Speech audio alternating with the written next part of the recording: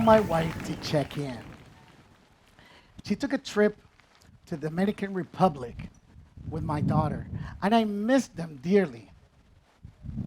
How's your day going? I ask with enthusiasm in my voice. It's still going. I'm hanging out with Julio. But it's 9 p.m. Why are you hanging out with your ex? She knows this is against the protocol of the church and our relationship. And where's our daughter? This doesn't feel right. But what am I to do? I've given everything for the Seventh-day Adventist Church. I've given everything for her. But I'm not about to stop now. Plus, Jesus is coming back soon. I knew that as a missionary, in order to secure my salvation, I needed to live a simple life. I needed to tithe. I needed to follow the pastor. So, I was obedient. I followed all the rules. But I was this way before I had joined the church. I'm 17 years old, and I'm sick as a dog, staying at my girlfriend's apartment. So I call my dad, say, Dad, I'm sick. I'm not able to teach the karate class tomorrow morning. Sick? You're not allowed to get sick. If you're going to take over the family business, you need to show up. You better be there tomorrow. Next day I wake up feeling sick, and I drag myself to the dojo. Parent looks at me, says, you don't look too good, man. I brush it off, I teach the class, head back to the apartment, and I collapse. I get a call from my father later that day. I told you it was all in your head. I knew you could do it. My father and I had a toxic relationship. Him, the karate grandmaster, and me, the forever servant student. Following his lead, always being obedient.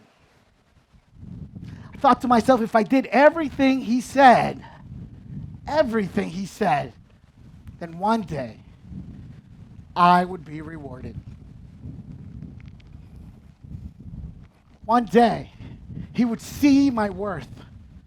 He would love and respect me. Growing up, I would hear him say things like, love? Pfft, love doesn't exist. Love is not real. But I kept trying and trying and trying.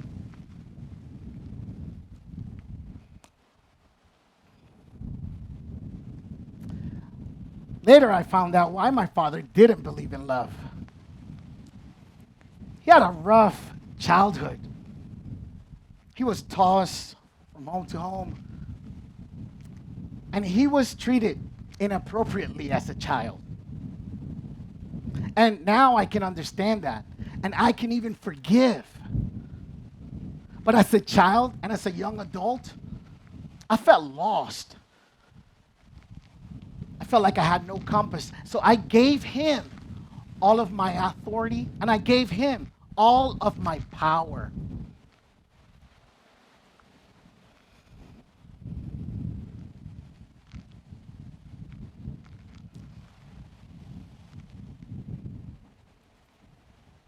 My wife comes back from the Dominican Republic. I say to her, we need to go to therapy. We get to the therapist, she sits us down. She asks me, Do you love your wife? With all my heart and soul. She turns to her. Do you love your husband? Silence. I love him, but like a brother. My heart sinks. Tear comes down my face. I feel like a failure. The therapist asked me, I want to talk to you privately. He says, Esteban, I want you to do something. Take a look at the mirror next to you, and I want you to say these words. I love you, Esteban. I can't. How can I love myself if my wife doesn't love me and my marriage is falling apart? The therapist responds, because if you do, then she can possibly love you, and so can everyone else. So I did. I want you to practice saying, I love you, Esteban. And I started practicing. And things started to shift. Things started to change. Where I used to say, your wish is my command, now I had some boundaries and I expressed my opinion. I wasn't always agreeable now. And sometimes our conversation had friction. I stopped being the follower. She didn't like this. So she filed for divorce, and I signed the papers.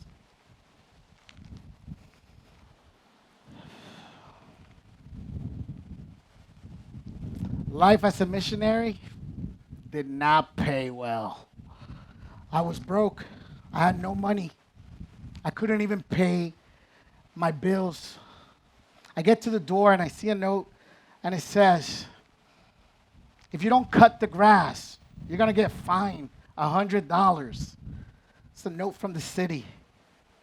I felt defeated. So I went to church hoping to find hope. I needed friendship, connection, understanding. And luckily, I meet Robbie. Robbie had a daughter, and he had recently gone through a divorce. So I shared with him my story. I told him that I was getting divorced. I told him I felt hopeless. I told him about the overgrown lawn. So I go home. 20 minutes later, I hear a lawnmower. I open the door, I go outside, and it's Robbie cutting my grass. I go, hey man, stop. I can't pay you, bro. Don't cut my grass. He says, who's asking for payment, brother? This is a gift, bro. He cut my grass. He gave me a gift. This was uncomfortable. But Robbie became my friend. And he supported me. But he taught me a key lesson. He said, you can be a father even without a wife. Robbie was an advocate for self-love. He taught me how to have a healthy relationship with myself and with others.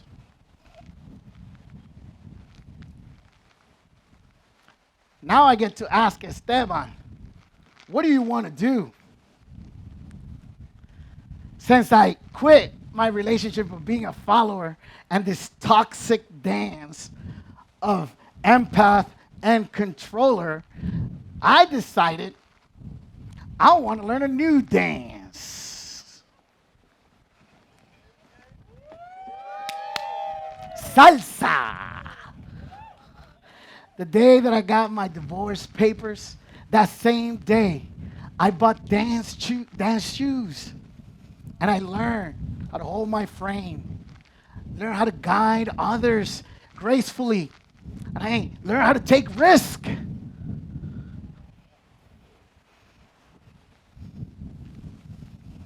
write down all the things I wish to see in a partner.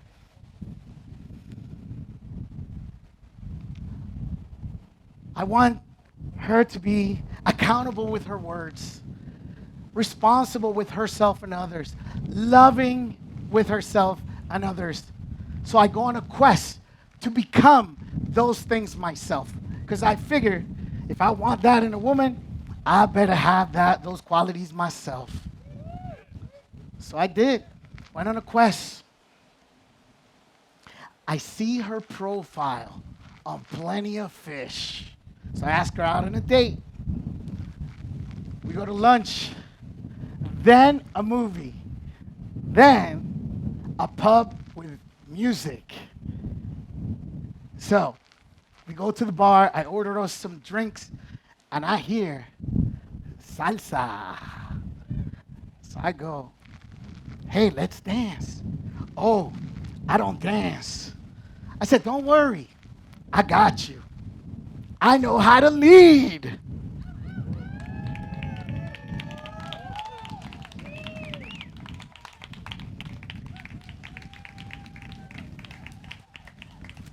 That woman's here tonight. We've been married for 10 years. She's sitting right over there, somewhere over there in the audience. Hey, Sita, I love you. You're the greatest gift. Thank you, everybody.